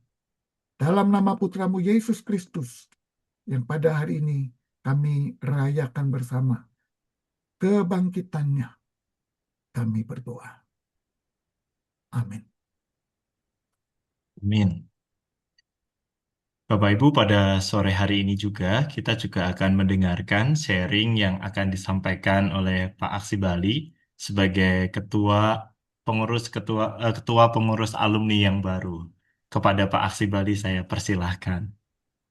Ya, terima kasih Pak Benoni untuk waktunya. Eh, Terima kasih untuk kesempatan ini untuk saya bisa sharing beberapa hal berkaitan dengan kepengurusan alumni periode 2026 sampai 2029. Bersyukur karena Tuhan sudah memimpin seluruh rangkaian proses pemilihan dan kemudian terbentuklah pengurus alumni 2026 sampai 2029 yang mulai efektif per 1 April kemarin gitu ya. Eh, Pertama-tama saya berterima kasih kepada rekan-rekan pengurus alumni periode sebelumnya 2023-2026 yang dipimpin oleh Bang Eca atau Bang Alex begitu ya bersama dengan rekan-rekan yang lain dan sudah melakukan berbagai hal ya program-program yang sangat luar biasa untuk terus menjalankan Ikatan Alumni STT Amanat Agung ini. Dan pada eh, sore hari ini saya akan sharingkan beberapa hal. Yang pertama, saya akan memperkenalkan terlebih dahulu para pengurus alumni periode 2026 sampai 2029 dan kemudian nanti secara sekilas saya juga akan men-sharingkan berkaitan dengan arah pelayanan kepengurusan alumni untuk periode yang akan datang ini begitu ya. Jadi ini adalah para pengurus alumni untuk periode yang saat ini 2026. Saya sebagai ketua alumni angkatan 99 dan saat ini pelayanan di Scripture Union Indonesia. Kemudian ada eh, Bapak Hadi ya Sonatan Dedi, alumni eh, tahun 2014 dan saat ini pelayanan di Gereja Kristen Jakarta Jemaat Muara Karang. Kemudian bendahara adalah Ibu Jenny Samsi, program 2000 program studi 2022 MDiv dan saat ini melayani Dua- di GKY Pos CPI eh, Makassar ya tahun 2002 sih, 2002. 2002 ya tahun 2002. Oke. Berikutnya adalah ada Kesia Gracelia Yosua, program studi STH 2016 ya, membidangi eh, eh, bidang pengembangan alumni dan kemudian ada Bapak Aroma Nazara ya, eh, program studi STH 2007 dan saat ini pelayanan di GKI Pos Nias. Dia akan memegang di bidang pengembangan dan teologi. Dan kemudian ada Bapak Ivan Christian, program studi STH 2010 dan juga MTH 2020 saat ini melayani sebagai salah satu dosen STT Amanat Agung. Dan kemudian ada eh, Jonathan ya, Jonathan eh, Kristianto ya di bidang kemitraan program studi STH 2016 dan saat ini pelayanan di PPMT Anjungan ya. Nah itu ya, ada satu lagi ya di bagian pendukung yaitu Benoni Otniel, program studi 2012 dan saat ini pelayanan di GKY Palembang. Nah, inilah para alumni eh, yang akan melayani di dalam kepengurusan periode 2026 sampai 2029 yang akan datang.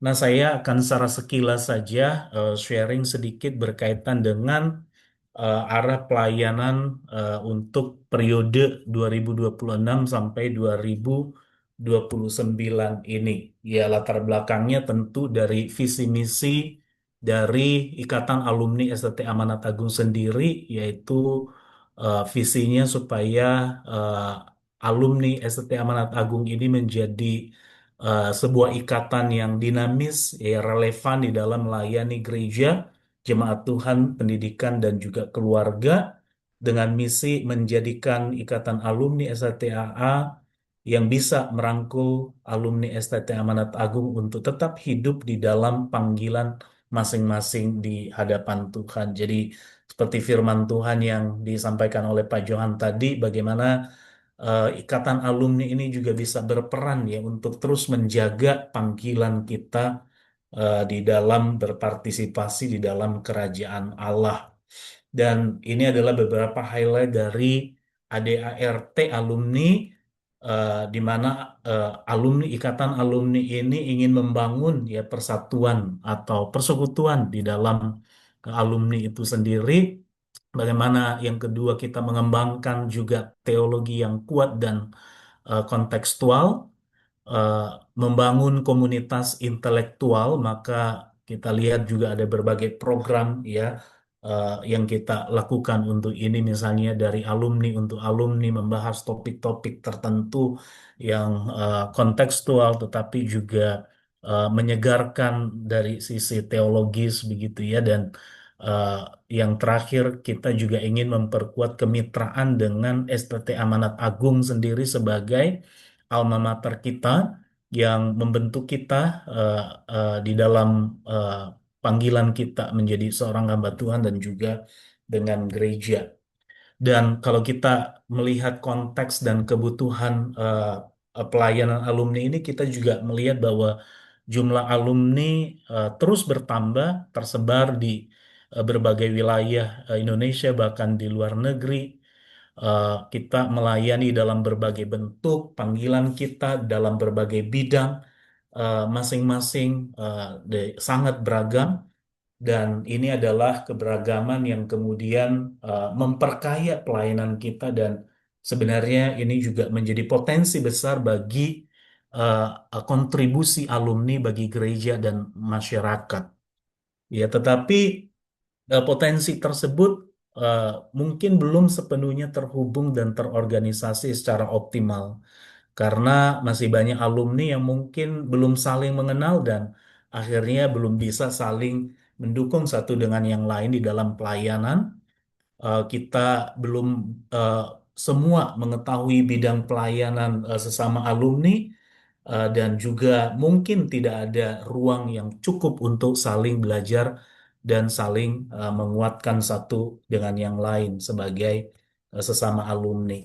Di sisi lain, kita melihat bahwa konteks pelayanan gereja dan masyarakat juga mengalami perubahan yang sangat cepat, dan ini menjadi tantangan pelayanan kita dan membuat tantangan itu menjadi semakin kompleks ya. Maka seperti yang disampaikan oleh Pak Johan tadi, juga ada begitu banyak tantangan yang mungkin bisa menggiurkan kita untuk kemudian lari dari panggilan kita, atau mungkin lari dari fokus panggilan kita sebagai hamba Tuhan. Ya, beberapa waktu yang lalu ada sebuah survei yang dilakukan, dan hasilnya mengatakan bahwa 38% pendeta ingin berhenti, tetapi yang lebih menakutkan adalah mereka yang tetap tinggal begitu ya, karena begitu banyak pergumulan, begitu banyak tantangan yang dihadapi, tetapi eh, eh, mencoba untuk terus bertahan di tengah-tengah tantangan dan pergumulan tersebut. Nah, jadi berharap bahwa ikatan alumni ini bisa berkontribusi ya di dalam memberikan support ya bagi alumni-alumni, menjadi salah satu support system ya untuk alumni untuk terus bisa menjalankan panggilannya dengan baik. Oleh karena itu, untuk periode ini ada 3 fokus pelayanan ya yang coba kita coba develop ya untuk periode ini. Eh, yang pertama adalah connect, grow, dan impact ya. Jadi kita ingin bagaimana untuk mengconnect alumni ini semua, ikatan alumni ini, dan kemudian kita bertumbuh bersama-sama dan berharap kita bisa memberikan dampak bagi pelayanan dan juga bagi kemuliaan nama Tuhan. Jadi yang pertama adalah connect. Kita ingin membangun jaringan alumni yang terhubung secara nasional sehingga memungkinkan komunikasi, kolaborasi, dan dukungan pelayanan yang lebih efektif. Ya, program-program utama yang kita coba pikirkan adalah ini juga sebagian sudah dilakukan, sebagian besar dilakukan oleh pengurus alumni sebelumnya, tetapi mungkin ada beberapa inisiatif baru yang kita coba lakukan begitu ya. Yang pertama, kita ingin database dan mapping alumni secara nasional, baik dari sisi lokasi pelayanan, bidang pelayanan, gereja, organisasi, keahlian, bidang minat, supaya ini menjadi sebuah kekuatan, menjadi sebuah apa potensi yang kemudian kita bisa eh, manfaatkan sebagai sumber daya untuk bisa saling support satu dengan yang lain. Kita juga ingin coba mengembangkan platform komunikasi alumni, entah itu melalui website alumni, komunikasi digital, media sosial alumni kita coba untuk bisa aktifkan lebih lagi. Kemudian pengembangan jaringan alumni secara regional, kami juga ingin mendorong supaya di setiap wilayah itu juga ada komunitas-komunitas alumni di sana, ya seperti mungkin di Jabodetabek, Jawa Barat, di daerah Sumatera, Kalimantan, Indonesia bagian timur dan seterusnya. Yang kedua adalah grow, ya kita ingin menyediakan ruang bagi alumni untuk terus bertumbuh di dalam pemikiran teologis, kepemimpinan dan spiritualitas pelayanan kita. Dan ada beberapa program utama dari bagian grow ini adalah kita juga ingin adanya leadership and theological forum, ya. Mungkin bisa ada forum tahunan atau secara berkala membahas isu-isu penting di dalam pelayanan gereja dan masyarakat, ya seperti kepemimpinan gereja, teologi, pelayanan generasi muda, isu-isu sosial dan juga pastoral, ya. Ini yang kita coba pikirkan bersama-sama. Kemudian juga eh, yang kedua adalah alumni teaching series, bagaimana melibatkan alumni juga untuk bisa berbagi pengalaman pelayanan, pemikiran teologis kepada mahasiswa ST Amanat Agung melalui entah itu kuliah kuliah umum, seminar dan seterusnya, supaya alumni itu juga bisa berpartisipasi terhadap alma maternya melalui ini. Dan kemudian juga kita ingin mencoba menyediakan sebuah wadah, ya karena mungkin saya yakin ada banyak alumni yang punya karunia untuk menulis begitu ya, tetapi mungkin tidak ada wadahnya, atau ketika menulis sendiri itu tidak mudah, tetapi kalau kita menulis bersama itu juga mungkin bisa lebih gampang untuk kita lakukan. Jadi kita coba menyediakan wadah ini untuk menulis bersama, ya. Eh, Mungkin menulis satu buku secara bersama-sama itu mungkin akan lebih eh, apa lebih realistis atau lebih mudah, ya, daripada menulis sendiri gitu. Dan yang ketiga, yang terakhir adalah impact, ya. Kita ingin membangun relasi antar generasi alumni yang saling mendukung dan memperkuat pelayanan kita bersama. Eh, Beberapa program utama di bagian ini adalah eh, program mentoring, ya, untuk alumni, ya. Program mentoring ini yang menghubungkan alumni senior dengan alumni alumni yang baru yang memasuki ladang pelayanan. Mungkin kita juga mengalami bersama ketika kita baru memasuki ladang pelayanan, kita mungkin mengalami kebingungan, kita mungkin tidak tahu harus melakukan apa, tetapi eh, dengan adanya mentoring, ya, dari alumni yang senior mungkin, ya, di wilayah yang berdekatan dengan alumni yang baru memasuki pelayanan di satu tempat, itu juga bisa menjadi salah satu program untuk kita bisa bertumbuh dan kemudian berdampak bersama-sama. Kita juga berharap ada kolaborasi pelayanan antar alumni, bagaimana kita bisa mendorong untuk bisa bekerja sama di dalam berbagai pelayanan seperti pelayanan misi, pendidikan, ya, pelayanan sosial dan berbagai hal yang kita bisa kerjakan secara bersama-sama. Dan yang terakhir adalah juga uh, kita boleh memikirkan untuk menyediakan scholarship juga bagi mahasiswa STT Amanat Agung, ya, yang mungkin membutuhkan, yang sedang belajar di STT Amanat Agung. Nah, strategi pendanaannya adalah tentu saja yang pertama kontribusi dari alumni melalui yuran alumni, melalui donasi sukarela dari alumni, dan kemudian kita juga mencoba untuk nanti menggerakkan program based fundraising, ya, penggalangan dana untuk program tertentu ya seperti tadi forum kepemimpinan, mentoring dan kegiatan-kegiatan lainnya kita bisa juga lakukan fundraising untuk program-program khusus atau program-program tertentu. Dan kami juga berencana untuk membuat berita alumni secara berkala ya sebagai informasi terhadap apa yang dilakukan, pelayanan-pelayanan yang sudah dilakukan dan eh, perkembangan terkini dari pelayanan-pelayanan alumni dan juga pengurus-pengurus alumni supaya kita terus bisa terupdate dan kita punya media komunikasi untuk terus bisa terhubung dan saling mendukung satu dengan yang lain. Itu kira-kira yang akan menjadi beberapa hal arah atau program pelayanan untuk periode ini dan tentu saja kami membutuhkan dukungan dari eh, seluruh alumni ya karena kami sangat terbatas. Kita semua juga eh, mempunyai pelayanan masing-masing di tempat pelayanan kita masing-masing.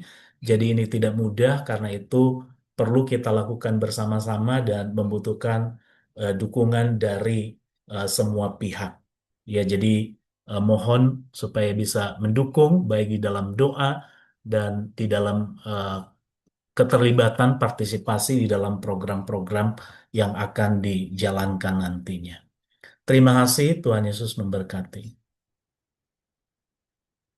Terima kasih untuk Pak Aksi yang sudah sharing mewakili pengurus alumni yang baru. Dan mohon kasih untuk Pak Hendro boleh berdoa bagi kami sebagai pengurus-pengurus yang baru menjabat di periode ini. Pada Pak Hendro, saya persilahkan. Ya, mari Bapak Ibu Saudara kita berdoa.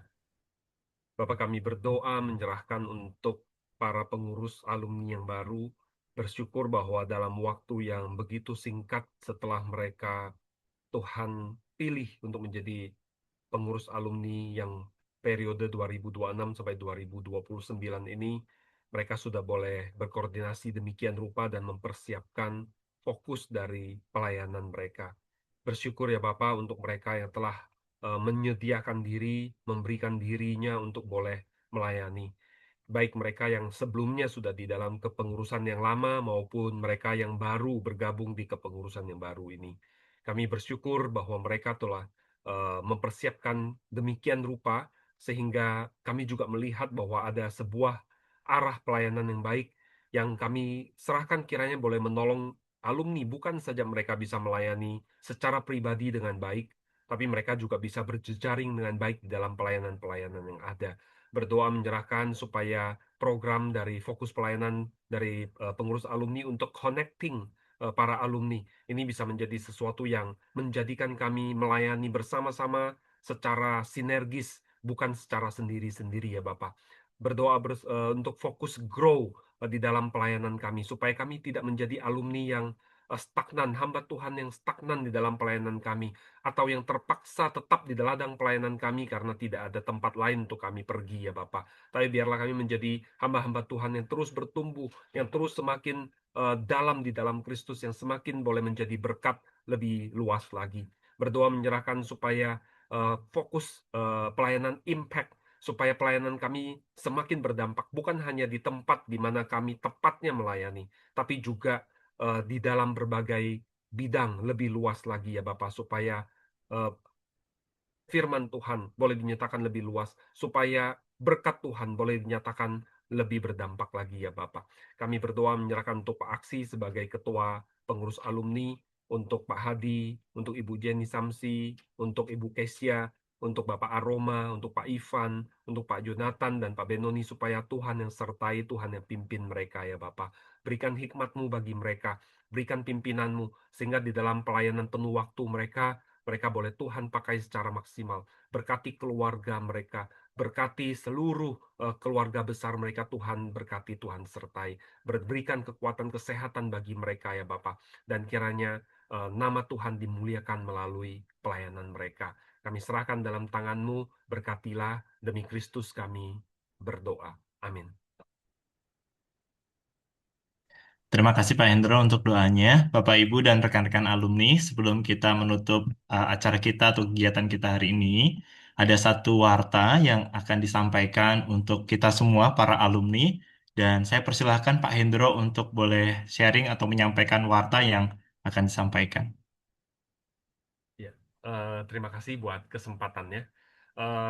Bapak Ibu Saudara, saya bersyukur untuk kesempatan ini kita boleh ngumpul ya. Dan tanggal 4 Mei yang akan datang, ya jadi tinggal kurang dari sebulan lagi, kita juga akan mengadakan gathering dan networking antara pengurus yayasan, dosen-dosen, dan alumni.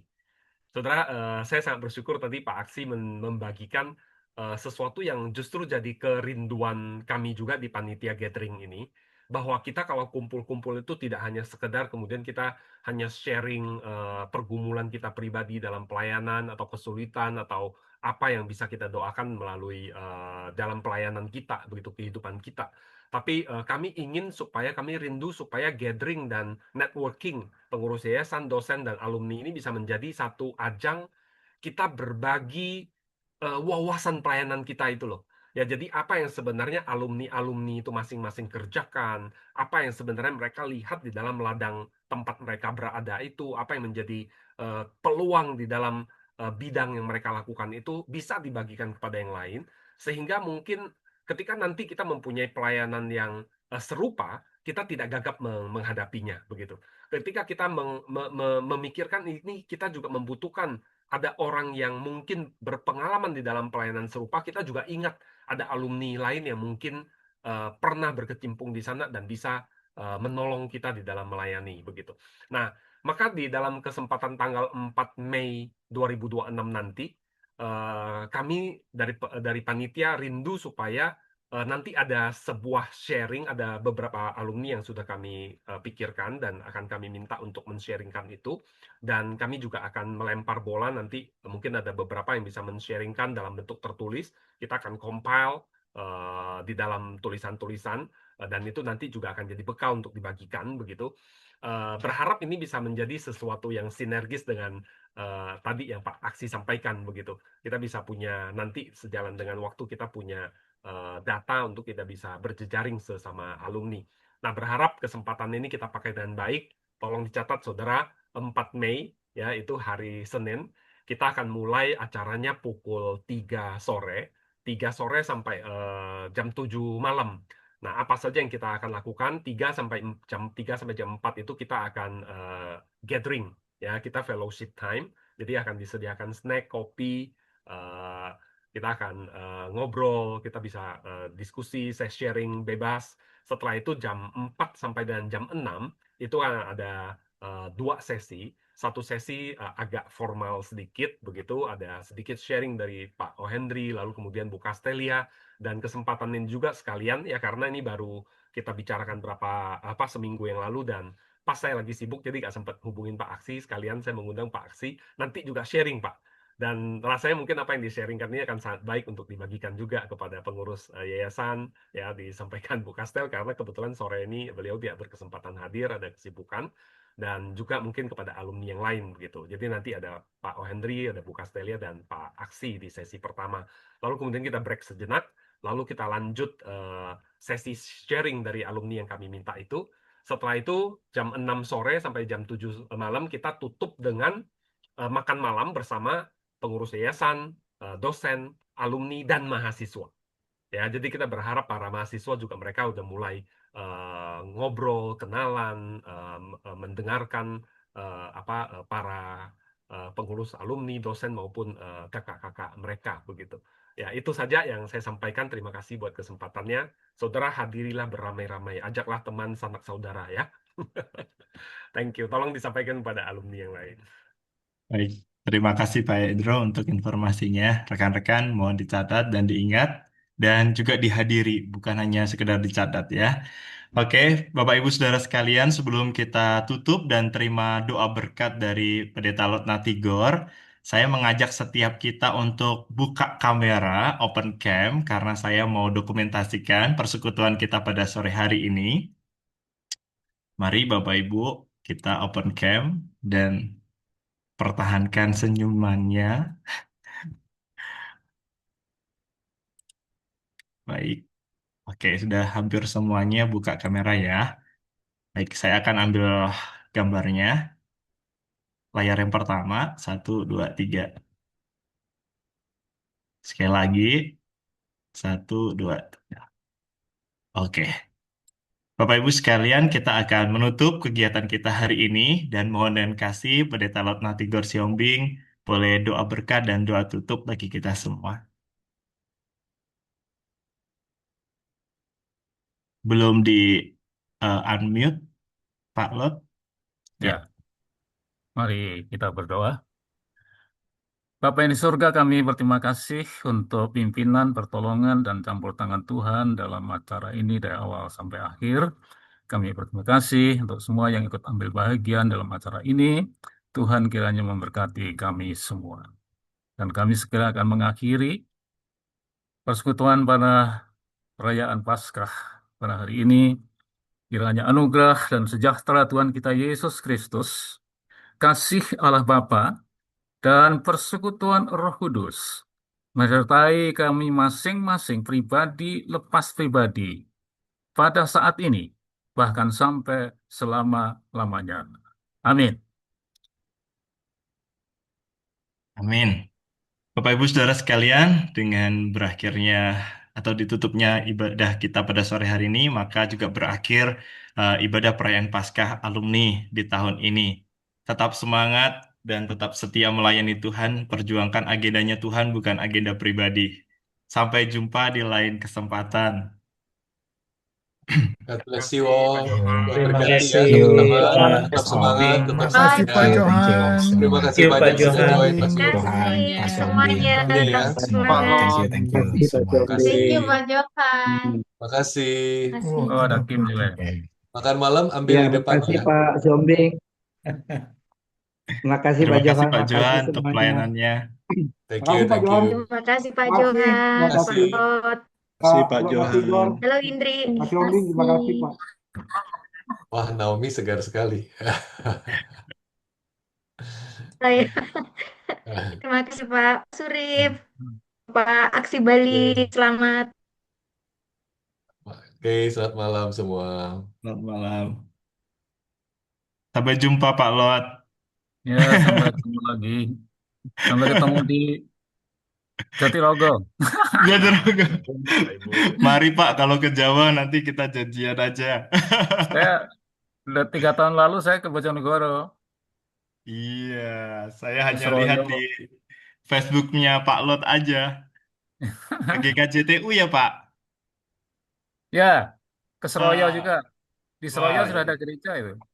iya, iya, iya. Pak Iya. Idro, selamat Pak. Ya, thank you, thank you, thank you. Flyernya udah keluar. Tadi sore lihat, wah, keren. Ah, apanya keluar? Flyer yang itu Calvin Community ya Pak? Apa? Oh, iya, iya, Iya. iya. Calvin Society. Oh, Calvin Society. Saya tutup ruang Zoom-nya, Bapak-Bapak. Ya, oke. Iya, oke. Ya. Terima kasih Pak Surif, rekan-rekan sekalian. Mari Pak.